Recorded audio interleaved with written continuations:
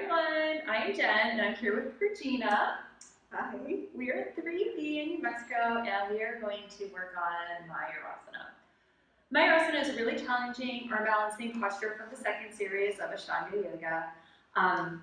Regina has been working on it for a while. She thinks that her proportions are not correct to do the posture or something like that, right? Yeah. But that's a really common complaint that I hear.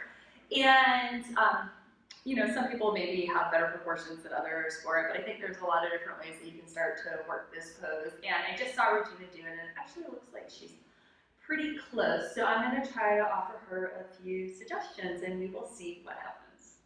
Okay, so Regina, go ahead and set up for the posture. So see how she's bringing her hands together so that the crease of her wrist is facing the front edge of the mat, and she has her fingers kind of spread out a little bit. Regina's doing a great job of bringing her elbows all the way in together. And then she'll go ahead, and you can just kind of keep moving through the pose. She's going to step her feet back, and then go ahead and bend your elbows. Now, when she bends her elbows, try to press your abs into your elbows as you're pressing your elbows into your abs. So you're starting to create some friction right there. Now reach through your legs. You don't have to take them up off the mat yet. I'm going to put my hands on your shoulders. Try to push up into me as much as you can, which you might even more. Push up more. Not with your head, with your back. Okay, that's better. Lift one leg up. Just one. Okay, and then go ahead and lift the other leg up. Yeah. Okay. So you're not pushing up into my hands as much as you, because what will happen is if you're really, it's an interesting pose because your shoulders really do need to go into an internal rotation to get here. There's this closing through the chest, Okay. and a broadening through the back. Okay. And then as the broader you get your upper back, the more you'll be able to kind of like poof it up and help push yourself up. So the elbows really have to act as a fulcrum here. And then a little cheat that I've had a lot of students find some success with is not bringing the elbows so close together. So eventually, as you get more proficient in it, you do want the elbows completely together like the way you had yours. Okay. But for some students, it's a little bit easier initially to learn the movement and find the balance if there's a little bit of a gap between your elbows. It's totally a cheat that you do eventually want them together. Another way I like to do it is, so we can try that, and then I'm going to have you put your feet on the blocks, Okay.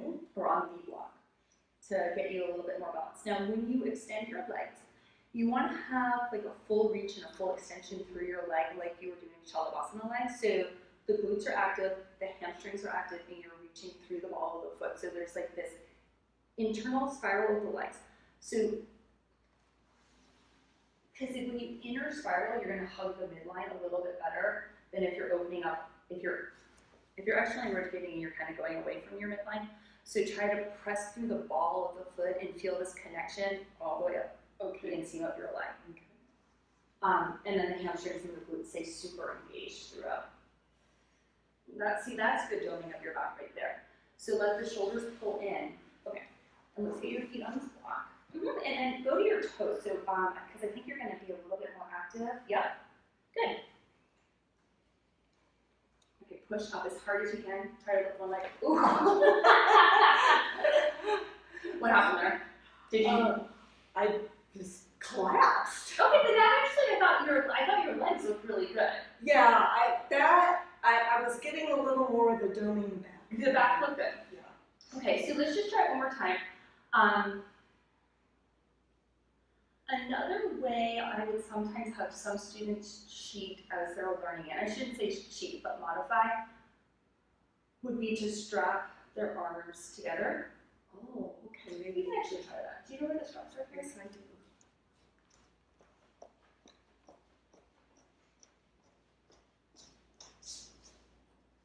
So make a loop. Make a loop.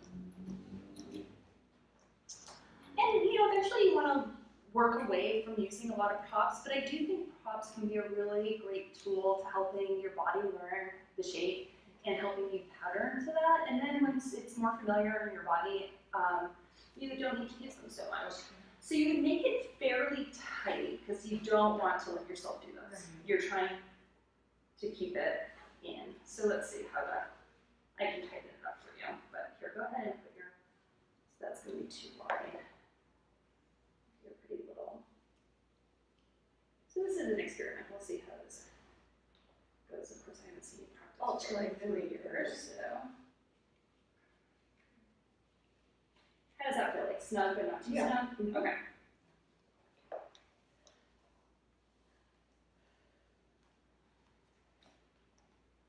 Okay, so bend. Now remember, push your abs into your elbows and vice versa. The elbows into the abs. And I'm not gonna, so you're doing a nice job doming right now. Keep pushing the elbows in and then just try lifting one leg. Reach the head, lift the chin, reach there. Try lifting the other leg. Maybe try lifting both legs. Almost. Come on. Come on, shift forward just a little bit. It was pretty good though.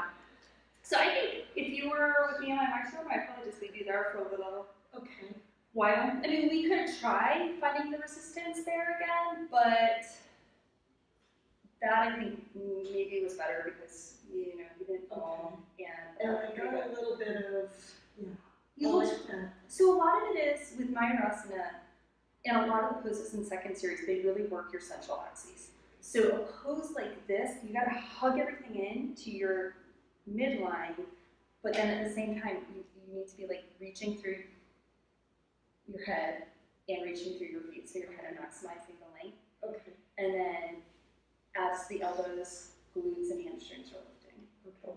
So there's a lot of different things going on, but I thought that looked pretty good. Can we try it? We can try it one more time for sure. Okay. So you said something about reaching my head out that way. So try to find opposition here. Do you want to see me do it? Would that be helpful? That would be lovely. So you're kind of like making a scooping here. I try to keep my elbows together and I step back. So before I take anything up, like my elbows are pushing into my abs are pushing into my shoulders are rotating in. And then I start to reach my head and just kind of shift.